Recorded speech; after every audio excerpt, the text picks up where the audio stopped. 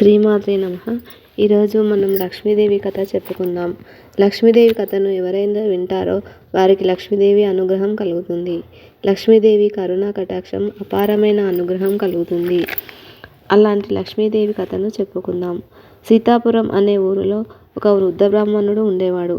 అతనికి నలుగురు కొడుకులను పెళ్ళిళ్ళు అయ్యాయి. ముగ్గురు కొడుకులు మంచి పనులు కలిగి భార్య పిల్లలతో ఆనందంగా ఉన్నారు. నాలుగో కొడుకు మాత్రం ఏ పని దొరకక కటిక దారిద్ర్యంలో ఉన్నాడు. అతనికి పెళ్ళి అయ్యింది, కానీ పిల్లలు లేరు. ఒకరోజు శుక్రవారం లక్ష్మీదేవి భూలోకంలో సంచరిస్తూ ఈ బ్రాహ్మణుని పెద్ద కొడుకు ఇంటి ముందుకు వస్తుంది. పెద్ద కోడలు ఇల్లు వాకిలి ఉడవకుండా ఇంటి ముందు చద్దన్నం పిల్లలకు తినిపిస్తూ తాను కూడా తింటూ కనిపించింది. ఇలా ఇల్లు వాకిలి ఉడవకుండా స్నానం కూడా లేకుండా తినడం చూసి లక్ష్మీదేవి వెళ్ళిపోతుంది. అలా రెండో కొడుకు ఇంటికి వెళ్ళగా రెండో కోడలు పేడ పిసికి పిడకలు చేస్తుంటుంది. ఆ పేడ వాసన పడక లక్ష్మీదేవి అక్కడ నుండి ముందుకు పోతుంది. ఇక మూడో కోడలు ఇంటి ముందుకు వెళ్తుంది. మూడో కోడలు భర్తని పిల్లలని గట్టిగా అరుస్తూ తిడుతూ ఉంటుంది. లక్ష్మీదేవి అక్కడ కూడా ఉండలేక ముందుకు వెళ్తుంది. ఇక ఇంటి ముందు మంచి సుగంధ పరిమళంతో మంచి వాసన వస్తుంది. ఆ ఇల్లు ఎవరిదో కాదు, ఆ బ్రాహ్మణుడి నాలుగవ కొడుకుది. లక్ష్మీదేవి ఇంటి ముందుకు వచ్చి ఆగుతుంది. ఈ నాలుగవ కొడుకు బిందె నిండా నీళ్లు తెచ్చి ఇంట్లో పెట్టి భార్యకు తాను పనికి వెళ్తున్నానని చెప్తూ బయటకు వెళ్తాడు. భార్య లోపల నుండే సరే వెళ్ళి రమ్మని చెప్తుంది. లక్ష్మీదేవి ఇదంతా చూస్తూ గుమ్మంలోకి వచ్చి నిల్చుంటుంది. ఇల్లు వాకిలి శుభ్రంగా కడిగి ముగ్గులు పెట్టి గడపకు పసుపు కుంకుమలు వేసి పూలతో అలంకరించి ఉంటుంది. ఇంట్లో కూడా శుభ్రంగా ఉండి దీపం వెలిగించి అగరత్తుల వాసనలు వస్తున్నాయి. లక్ష్మీదేవి ఇక ఒక ముసలావిడ రూపంలో గుమ్మంలో నిల్చుని ఇంట్లో ఎవరున్నారు అని అడుగుతుంది. ఎవరు కావాలి అని ఆ ఇంటి ఇల్లాలు అడుగుతుంది.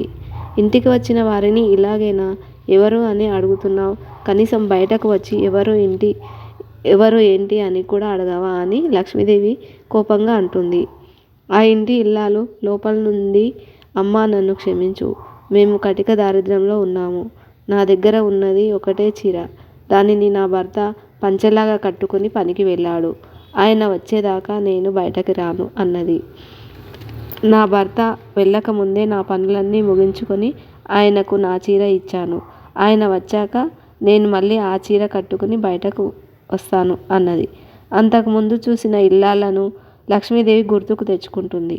సరే అని ఒక పట్టు చీర ఇచ్చి ఆ ఇల్లాలకి ఇస్తుంది. ఈ చీర కట్టుకుని బయటికి రా అంటుంది. ఆ చీర కట్టుకుని ఆ ఇల్లాలు బయటకు వస్తుంది. లక్ష్మీదేవి ఎంత చక్కగా ఉన్నావో అని ఒక గ్లాసుడు ఆ ఇల్లాలితో లక్ష్మీదేవి అంటుంది. ఎంత చక్కగా ఉన్నావో అని ఒక గ్లాస్ మంచినీళ్ళు తీసుకురా అంటుంది. ఆ ఇల్లాలు గ్లాస్తో మంచినీళ్ళు తెచ్చిస్తుంది. లక్ష్మీదేవికి ఆ నీళ్లు తాగి ఆ ఇల్లాలతో నాకు చాలా ఆకలిగా ఉంది, నాకు తినడానికి ఏదైనా చేసి పెట్టు అంటుంది. ఆ ఇల్లాలు క్షమించు అమ్మా, ఇంట్లో వంట చేయడానికి సరుకులు లేవు. నా భర్త సరుకులు తీసుకువస్తే గాని వంట చేస్తా అమ్మా అన్నది. అప్పుడు లక్ష్మీదేవి కొట్టుకు వెళ్ళి నీకేమేం సరుకులు కావాలో తెచ్చుకో, నేను చెప్పానని చెప్పు ఆ సేటుకు అంటుంది. ఆ ఇల్లాలు వెళ్ళి ఆ సేటుకు చెప్తుంది. అదిగో మా ఇంటి అరుగు మీద ముసలావిడ చెప్పింది, ఈ సామాన్లన్నీ ఇవ్వు అని అడుగుతుంది. ఆ సేటు ఒక్క మాట కూడా మాట్లాడకుండా సరుకులన్నీ ఇస్తాడు. అవి తీసుకొని దారిలో వస్తూ ఆలోచిస్తుంది ఆ ఇల్లాలు. ఎవరు ఈ పెద్దావిడ, ఆవిడ చెప్పింది అనగానే ఆ సేటు ఎందుకు సరుకులన్నీ ఇచ్చాడు అని అనుకుంటూ ఇంటికి వస్తుంది. ఇంటికి వచ్చి మీ గురించి చెప్పగానే ఆ సేటు సరుకులన్నీ ఇచ్చాడు, అసలు మీరు ఎవరు అమ్మా అని అడుగుతుంది. అప్పుడు లక్ష్మీదేవి నీకు కావాల్సిన సరుకులన్నీ వచ్చాయా లేదా, ఇంకేమైనా కావాలా అని అడుగుతుంది. అప్పుడు ఆ ఇల్లాలు నాకు 2 చీరలు, మా ఆయనకు 2 పంచెలు కావాలి అంది. అప్పుడు లక్ష్మీదేవి సరే నా పేరు చెప్పి తెచ్చుకో వెళ్ళు అంటుంది. ఆ ఇల్లాలు కొట్టుకు వెళ్ళి తనకు కావలసిన 2 చీరలు, భర్తకు పంచెలు తెచ్చుకుంది. అప్పుడు లక్ష్మీదేవి ఇప్పుడైనా వంట చేస్తావా లేదా అంటుంది. సరే అమ్మా చేస్తా అని సంతోషంగా లక్ష్మీదేవికి కావలసిన వంట అన్నీ చేసి పెడుతుంది. ఇంతలోనే ఆ ఇంటి ఇల్లాలి భర్త ఇంటికి వస్తాడు.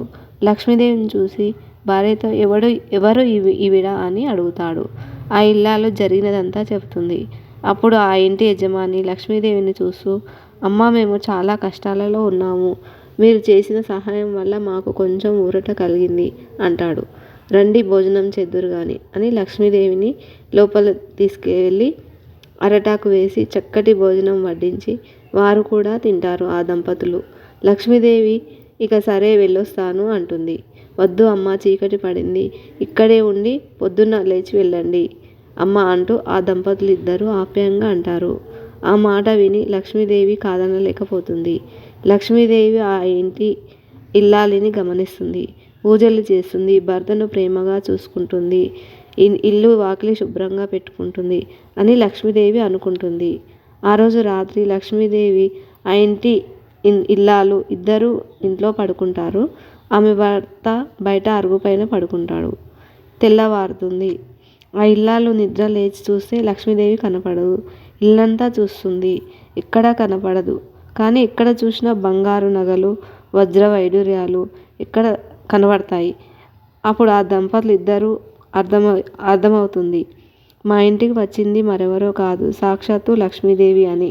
మన కష్టాలను చూసి ఆ లక్ష్మీదేవి వచ్చి మనకు సకల ఐశ్వర్యాలను ఇచ్చిందని మనసులోనే నమస్కారం చేసుకుని లక్ష్మీదేవి ముందు దీపం వెలిగిస్తారు, మొక్కుకుంటారు. ఇక ప్రతి శుక్రవారం లక్ష్మీదేవికి పూజలు చేసుకుంటూ ఉంటారు.